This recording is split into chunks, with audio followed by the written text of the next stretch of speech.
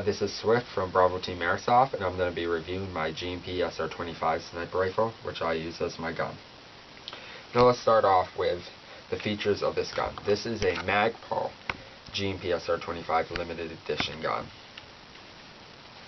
When you get this gun, it does not include the quick detached suppressor or bipod or scope. It does not also have any sights whatsoever, so if you want to use iron sights, you have to buy them separately. Now I'm going to start by going from the back to the front. When you get this gun, you get a nice stock. I can't remember the exact name, but it's a MagPul sniper stock. It's really nice. You can adjust the cheek rest with this right here, make it go up or down. And then you can adjust the butt stock with this right here. There's also two sling points on the stock, one right here and one on the other side right here. The stock also houses a battery, but because of its limited space in the buffer tube, it can only hold a Lipo battery. So if you plan on getting this, you have to buy a Lipo battery. I made the mistake of trying to buy an AK battery. It has to be a Lipo. I could not find any other battery that would fit. I use a 7.4 1200 milliamp battery in it. I'll show it. Bam! Energy. Next, we're going to move up to this portion. It does have a MagPul PDS pistol grip, which is very comfortable.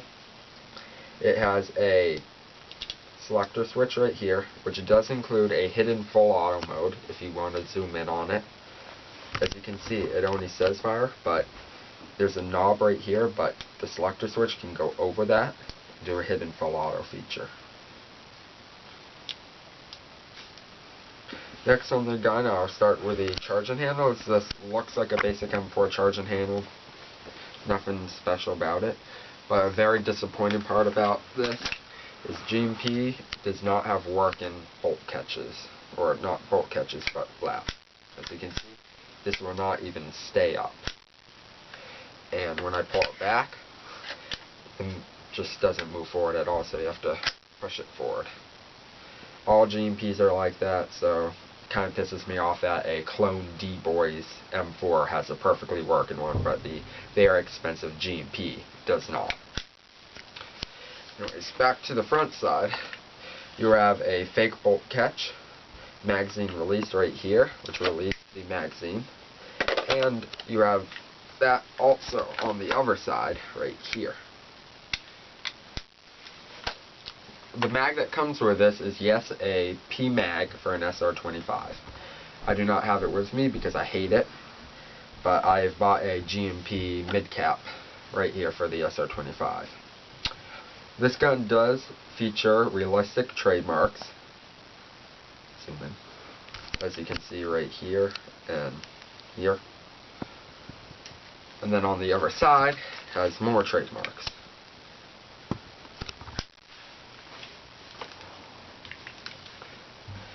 As for a scope, this is my own scope. It is a Lipo's 3-9x50 illuminated scope. Like it a lot. Works nicely. It only costs $50, so I think it's a pretty good deal. And moving on now is the RIS unit, which is full metal. This whole gun is full metal, other than the stock and grip. That's pretty much it. That's not metal. This gun does include two plastic rail covers. I have two others that I got separately that do not come with it. This does feature a obvious SR25 rail system, with this free float rail system, I should say, with this knob which you can unscrew to take off. It's really tight, so I don't recommend doing it unless you want a new rail. It also has trademarks within this. I'm not sure how well you can see thanks to the guards. We'll take pictures of all the trademarks. Yeah. And yeah, that's pretty much it. Now at the front here, there is a bipod. This is a bipod I bought separately. It does not come with this gun. It's pretty nice. I think it looks pretty good on this. Just fold it up like that. Pretty basic. Now let's move on to the suppressor. The suppressor is can't remember what brand. It is not the GMP one that has trademarks, because this gun, since it's a MagPul one, don't know why, but they decided not to include theirs. And this was the only SR25 one I could find and buy, so I got it because I love the look with it on. Underneath it features a Prometheus Type bore barrel, and that's pretty much it for externally. This works by, you just put it in, press down, there's a spring in here that makes it like to jump out, and then you just press down on the top. Did the Type bore barrel come with the gun? No, it did not. Type bore is an upgrade. And that's pretty much it for externally. Now I'm going to show you how to install the battery, even though I won't put it in because it's a pain in the butt, and some of the internals, how to get to it. So first we'll start with the battery. You're going to need some Allen keys and a flathead screwdriver. The battery might die pretty soon. No, I charged it. No, good. So start by unscrewing these two screws right here, which I'll do so and then come back to you. Okay, as you can see, we unscrewed this. There will be a low rubber plate that will come off. Now into this hole there is a flathead screw that you have to unscrew. I'll unscrew it and come back. Okay, so you take the screw out and then the whole entire stock just comes off like that. Now, this right here, it's wired to Dean's, so you're going to have to either change this to a normal type connector or wire your battery to Dean's, which I did. So basically, to put the battery in, you put this in right here, then you plug this in right here, like that. Then it's a bit of a jumble. You basically have to put the wires all in here, and you just slide the stock back on, which I'm not going to do because it's annoying to get out. Just for telling you, sometimes it might get stuck because the wires try to jut out. So you have to take the top of this cheek rest and put it flat and then flip it upside down like this and take it off. Sometimes it does that because wires get caught on the inside because it's not a complete circle on the inside, so that's why I don't want to put it on, because it could take a while to get it off. But if you're just going to be using a game, I'm using a Lipo. Lipos last a lot longer than normal batteries, so you shouldn't have to worry about it dying that much. Plus, you're not going to be going full auto non-stop all day. Now to put the stock back on, you basically reverse the steps. Put this on right here, and you just put the screws on, and then I put it all back together and we'll come back. Okay, stock's back on now, so now I'm going to show you how to take apart this gun. So I find the best way to do it is there's an Allen wrench keyhole right here, and on the other side there's a flathead, and I find you don't really need to use a flathead to do it, so I just this will only take a second, so we're not going to pause in and out. Oops, wrong Allen key.